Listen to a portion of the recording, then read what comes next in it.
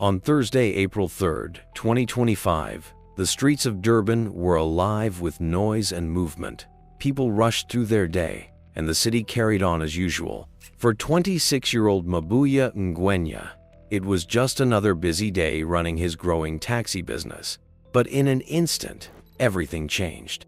What began as a normal Thursday ended in tragedy day the Ngwenya family will never forget. Mabuya, known to many as Mumbai, wasn't just another taxi operator. He was young, bold, and determined to make a name for himself in the industry. But his ambitions soon pushed him into territories he should never have entered. He crossed an invisible line, and in South Africa's taxi world, crossing that line can cost you your life. That's exactly what happened on that fateful Thursday. This is the story of how one of South Africa's youngest and most promising taxi bosses was silenced. In the quiet hills of KwaZulu-Natal lies the small town of Estcourt. It's a peaceful place built on farming, close community ties, and generations of hard work. But behind the calm, there's a story filled with ambition, power, and tragedy. This is where Mabuya Ngwenya was born. It's where Mabuya Ngwenya's life began, and where it would, all too soon, come to a violent and tragic end. Mabuya's early life seemed ordinary on the surface. He likely played in the open fields, heard taxis honking through town, and grew up around the steady flow of life near the Bushman's River. But his childhood was anything but normal. Mabuya was born into the Ngwenya family, a well-known name in the taxi industry. From humble beginnings, the family had built a strong taxi empire in the region. They had worked their way up from nothing, building a fleet that became part of daily life in the region. These weren't just taxis, they were a symbol of something bigger, a symbol of the family's hustle, their power, and their place in the community. And every one of those taxis carried a name that demanded respect: Crocodile. That name wasn't just for show, it was a message. In a business known for rivalries, turf wars, and the constant fight for dominance, the Crocodile was the perfect emblem: strong, feared, and always ready to strike. If you saw the Crocodile branding on a taxi, you knew who it belonged to, and you didn't ask questions. For Mabuya, this world wasn't something he stumbled into. It was all he knew. While other kids were in classrooms, he was learning the street rules of the taxi game. He watched how deals were made, how alliances were kept or broken, and how respect was earned. The taxi rank wasn't just where his family made their money. It was his school, his playground, and his future. But the weight of that future came crashing down on him earlier than anyone expected. In a twist of fate no one saw coming, Mabuya's parents, the original force behind the Crocodile brand, were taken from him. The details of their passing remain close to the chest, guarded by a family still grieving. But what's certain is this: at just 26, Mabuya found himself at the head of a growing empire. Overnight, he became more than just the son of a powerful family. He became the boss, the new face of Crocodile. And with that title came pressure, responsibility, and danger. The people of Estcourt watched closely. Some saw hope in the young leader, others worried for him. Everyone knew that running a taxi empire wasn't just about keeping engines running and fares collected. It was about surviving in a world where rivals didn't always play fair, and where ambition could get you. But Mabuya wasn't just holding on to the past. He had dreams of his own. He wanted to grow what his parents had built. He wasn't satisfied with just keeping the Crocodile name alive. He wanted to take it further, bigger, bolder. With a fire in his chest and the confidence of youth, Mabuya set his sights on Durban. In Estcourt, the Crocodile taxis already stood tall, trusted, respected, and deeply rooted in the rhythm of the town. But Mabuya wasn't content with simply holding the line. He saw more. He wanted more. While Estcourt was home, his vision stretched beyond its borders, toward the bright, busy streets of Durban. It was a city full of money, movement, and untapped routes. For Mabuya, it held the promise of growth. More passengers, more routes, more reach. To him, it was the next chapter of the Crocodile story. But that ambition came with a cost. In a world where every route is a battle line and every rank is fought over, expansion isn't welcome at it's challenged. And the further Mabuya pushed, the more dangerous his path became. Old rivals saw him as a threat. New enemies waited in the dark. However, Mabuya didn't shy away. He began to send his crocodile fleet along the Estcourt to Durban corridor, a vital economic lifeline that linked his small hometown to the beating heart of KwaZulu-Natal. It was a bold move, calculated, strategic, and risky. But Durban wasn't just bigger, it was fiercer. The minibus taxi industry there was a battlefield. Behind the scenes, it ran on invisible lines and unwritten rules. Every route belonged to someone, and those territories weren't protected by contracts. They were guarded by loyalty, fear, and firepower. In that world, new players were rarely welcomed. They were threats. Mabuya, at just 26, was seen as a boy in a grown man's game. His empire may have been earned by but to the hardened veterans of Durban's taxi scene, he hadn't paid his dues. He was young, too young, and worse, he was confident. The resentment grew. His presence wasn't just a disruption, it was a provocation. And in a business where grudges are settled with bullets, the threat was never abstract. Behind the beeping horns and revving engines, behind the long lines of passengers and chaotic taxi ranks, something darker was brewing. But Mabuya didn't run. Maybe it was pride. Maybe it was duty. Maybe it was the unshakable belief that he was doing what he was meant to do. After all, he hadn't built this empire, but he'd been trusted to carry it forward. Retreating wasn't in his parents had fought to build the crocodile name. He was determined to fight to keep it alive. He wasn't just a young man with a dream. He was a symbol of ambition, of defiance, of legacy. And in a world where dreams are often crushed by the very forces they try to rise above, Mabuya dared to believe he could swim with sharks and survive. For a while he did, but the waters were always deeper and darker than they seemed. The moment Mabuya's taxis began to operate along the Durban to Estcourt route, he was no longer just an outsider, he was an enemy. He had broken a rule that everyone in the industry knows. Do not run taxis on someone else's route without permission. And permission isn't something you ask for, it's something you're rarely given. As time went on, the atmosphere around Mabuya changed. It grew tense. Every call from an unknown number made his heart race. Every car following too closely made him check his mirrors twice. The streets he was trying to conquer were watching him, and the whispers that once called him ambitious now turned sharp and dangerous. The people he had challenged weren't interested in fair competition. They wanted him gone. And they tried. Mabuya's death in Durban wasn't the first time someone tried to kill him. It was the third.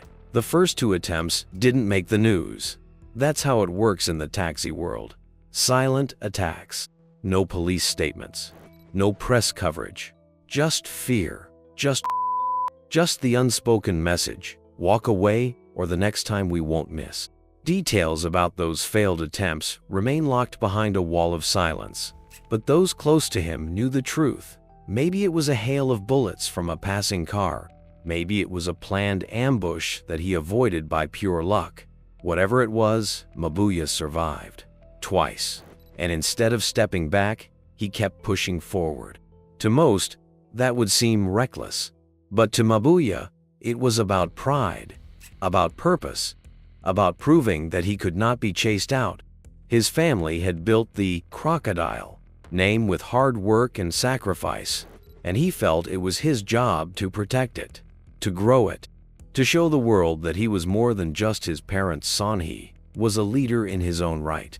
But that kind of courage comes with a cost. Living under constant threat is its own kind of torture.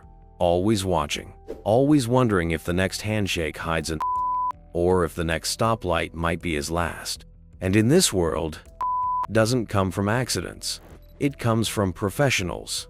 Hitmen, known as Inkabis, are often hired to solve problems in the taxi industry. They don't miss. They don't warn twice. They get paid to finish what others start.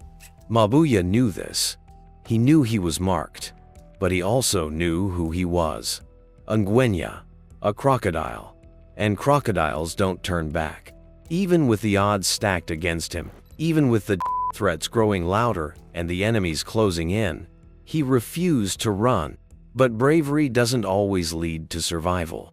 And everything came crashing down on Friday, April 3, 2025. That day was just like any other day. The streets of Durban were full of life. The sun beat down on the city. People moved through the afternoon rush, their cars weaving along Point Road, not far from the busy harbor. For most, it was the start of a long weekend. For Mabuya, it was just another day on the job. He was deep in enemy territory, but that was nothing new. The risk had become part of his daily routine. Being a taxi boss meant always looking over your shoulder, always reading between the lines, always expecting something. Still, he kept moving. He had grown used to the tension. It was like background noise now always there, but easy to ignore. When he pulled into the petrol station, he might have felt a small sense of calm. Just a quick stop to refuel, maybe stretch his legs, maybe make a call. Moments like these, simple and ordinary, offered brief relief from a life filled with pressure and fear. Maybe he was heading to check on one of his drivers. Maybe he was planning to drive back to Estcourt. Whatever the reason, it would be his final stop. The had tried before, twice in fact. He had survived both times, but this time they were ready to finish the job. The attack was sudden, fast, clean. No warnings, no shouting. Just the screech of tires and the cold, quiet steps of trained. A car pulled up out of nowhere. 3 men stepped out. These were not random criminals. They were hired assassins. They moved like men who had done this before. In their hands, they held AK-47s. In a heartbeat, the sound of the city was replaced by The bullets came fast and heavy. The roar of the rifles tore through the air, smashing into glass, metal, and flesh. There was no time to escape, no time to duck or run. Mabuya was hit almost instantly. The young man who had dodged death twice before had finally run out of chances. He was caught in the middle of a deadly ambush, carefully planned and brutally executed. Chaos followed. People screamed and ran for cover. The petrol station, once just a quiet place to fill up and rest, became a scene of panic and fear. The shots didn't just kill Mabuya. They sent a message to everyone. A message that in the Durban taxi world, stepping out of line comes at a cost. When the gunfire stopped and the assassins vanished back into the city, broken glass, blood on the pavement, sirens began to rise in the distance. But for Mabuya, it was too late. His life, built on ambition, pride, and the dream of growing his family's legacy, had ended right there on the asphalt. The crocodile was the powerful name that had come to mean strength and growth in the taxi world had been silenced. His story, filled with courage, danger, and defiance, was now part of a much darker tale. Another name added to the long list of lives lost in South Africa's taxi wars. Another dream crushed beneath the weight of violence, power, and control. Right after Mabuya Ngwenya was killed, the slow and painful search for justice began. The petrol station in Durban, where he was down, was quickly surrounded by police tape. Stained the pavement, and officers moved carefully through the area. For the South African Police Service, and especially for the detectives in the Taxi Violence Unit, this scene was all too familiar. It was just another chapter in the long and deadly war over Taxi Rutesa war that had already claimed too many lives and torn apart too many families. The investigation started with the basics. Forensic teams moved through the crime scene, collecting every piece of evidence they could find. Empty bullet casings from AK-47s were scattered across the ground. Each one had the potential to tell a story. Ballistics experts would try to match them to used in other hits, hoping to find a link to the killers. Detectives also searched for CCTV footage, hoping a nearby camera had captured a clear image of the attackers or the vehicle they escaped in. But in the world of taxi violence, solving a case is never simple. People are afraid to talk. Witnesses often say nothing, scared of what might happen to them if they do. The hitmen themselves usually come from outside the area. They arrive quietly, do the job, and disappear. With so much fear in the air, many believe this case would go cold like so many others. One comment online summed up the feeling of the public: no one will be arrested. And that was how things turned out. The investigation moved slowly, and nothing was shared with the public. Mabuya's family and the people of Escort waited in silence, hoping someone would be brave enough to speak, or that the police would find something to move the case forward. In the days after his social media became flooded with tributes. Friends, relatives, and even strangers posted messages of sorrow and disbelief. "Rest in peace, Mabuya Ngwenya," read one post. It was short but heartfelt. Another person, likely someone who understood the dangers of the trade, wrote, "He should have sold all those taxis and started a different business. He was still young for the taxi mafia business." That message hit hard. It spoke to the painful truth that Mabuya still had time to choose a different path, but now that choice was gone forever. His funeral must have been a heartbreaking sight. Family, friends, and business partners would have gathered to say goodbye, many still in shock. A long line of vehicles, likely filled with people from the Crocodile fleet, would have followed the hearse. The very taxis he once led were now part of his final journey. It was a sad goodbye to a young man who had dared to lead in a world full of danger, only to be swallowed by it. With Mabuya gone, questions started to rise. What would happen to the taxi business he built? The industry doesn't leave room for weakness. Without a leader, a taxi empire can fall apart quickly. Rivals might try to take over. Others might circle, looking to claim routes or drivers. The Crocodile, name once powerful and respected, was now vulnerable. The very business that Mabuya fought to protect was suddenly at risk, and so was the peace that had existed in the region's tense taxi scene. But beyond the family drama or business struggles, Mabuya's highlights something bigger. His story is just one example of a much deeper problem. He was a young man with vision, raised in a family with a strong legacy, but even that couldn't protect him from a system that thrives on fear. In the taxi world, violence is used to settle arguments, and killing someone isn't rare, it's just part of doing business. His shows how broken the system really is. It shows how it steals sons from families and leaders from their communities. Mabuya Ngwenya wasn't just a taxi boss. He was the youngest taxi boss. That title made him stand out. It made people take notice, but in the end, it also made him a target. That crown, heavy with expectation and pressure, became a burden he couldn't survive. Now his name joins the long list of those lost in the country's taxi wars. His story isn't just about one young man's life being stolen. It's about the growing shadow of violence that still covers parts of South Africa. A shadow that keeps taking the best and brightest long before their time. Mabuya's assassination didn't shock those who understand how the industry operates. His was part of a pattern that's become tragically familiar. Since the late 1980s, when the government deregulated the taxi sector, violence has been woven into its fabric. With no solid framework to manage new players flooding in, powerful associations filled the gap.